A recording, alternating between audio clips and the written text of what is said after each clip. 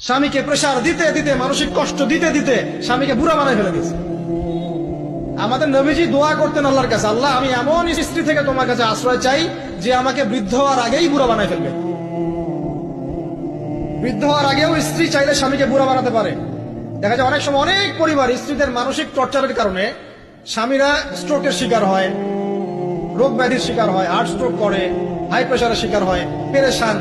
দিনের জন্য কাজ করা তো দূরের কথা, দুনিয়া সামলাতে তার সারাদিন চলবে। এই নারীরা কি হাজারা আলাইহিস সালামের মতো? যখন এমন নারীরা ঘরে ঘরে তৈরি হবে তখন দেখবেন আদর্শ পরিবার ঠিকই গঠিত হবে। তো বিয়ে করলে এই ধরনের মেয়েকে করবেন। রূপের সৌন্দর্য দেখে, টাকা পয়সা দেখে আর অন্যান্য বিষয়গুলো দেখে এত বেশি ইমপ্রেসড হওয়ার দরকার নেই। আপনি দেখবেন দিনদারিতা আছে কিনা। এবং দিনদারিতা কিন্তু শুধু বোরখার মধ্যেই থাকে না। আপনাকে কথা বলে প্রশ্নোত্তরের মাধ্যমে পাত্রী দেখার সময় এগুলো যাচ করতে হবে।